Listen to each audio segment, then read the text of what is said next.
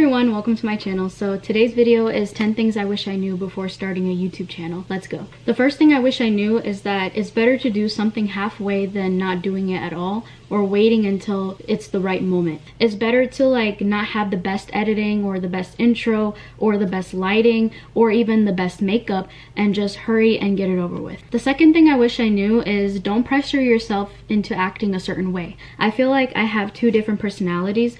One that is very energetic and very excited, and then there's another personality that's very calm and would spend maybe days without saying a word to anybody.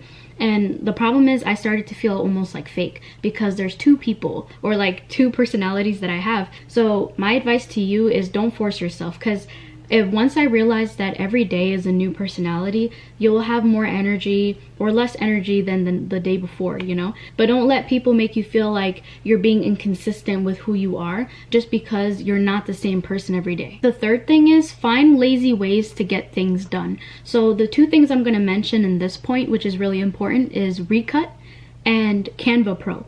So Recut is something that I just discovered a month ago, and there's a YouTuber by the name of Kelsey Rodriguez who is an art YouTuber. I really like her content and I like her art channel and I like her videos on YouTube tips, and one thing she mentioned was Recut, and it's basically the software that takes all the empty spaces between your speech and cuts it off. It's been saving me 4 to 5 hours of editing time. And the second software that I like to use is Canva Pro. I definitely recommend investing in Canva because you can make intros, outros, and you can also make your thumbnails. If you find a software that makes your life easier, don't try to guilt yourself or make yourself feel like you have to do extreme work to get things done. My next tip is that strangers a lot of times will be a lot more supportive than family.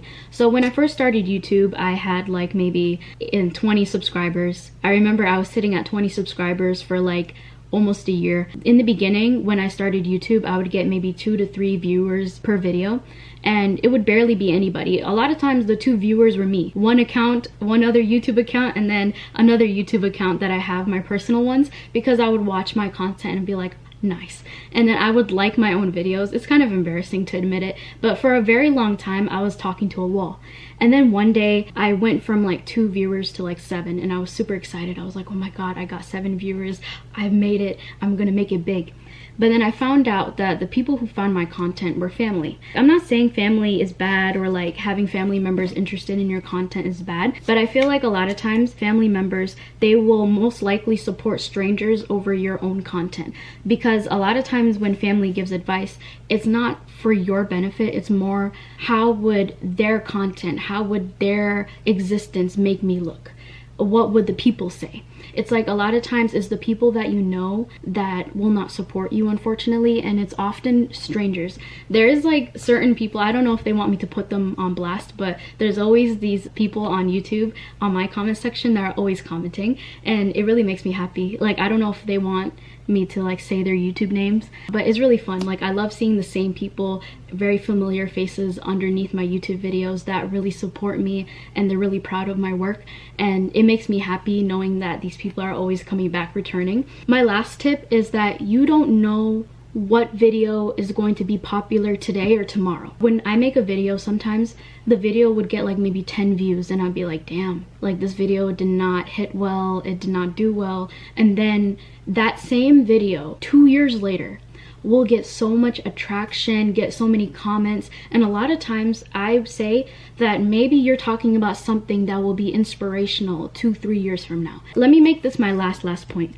Don't make a detailed script, because one thing that I was told all the time from other YouTubers is to make a very detailed script of everything you wanted to say, but I completely disagree.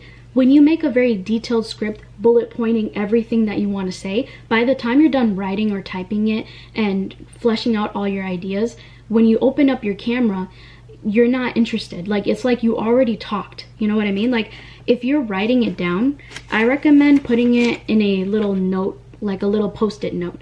Take all of your tips and tricks and narrow it down to this post-it note, and when you're done, immediately start filming. And then when you see the point that you're making, talk about it and then flesh out your idea there, and then do the editing when it's time to edit. So don't edit your thoughts before you get on camera. And yeah, that's my tips on what I wish I knew before I started YouTube.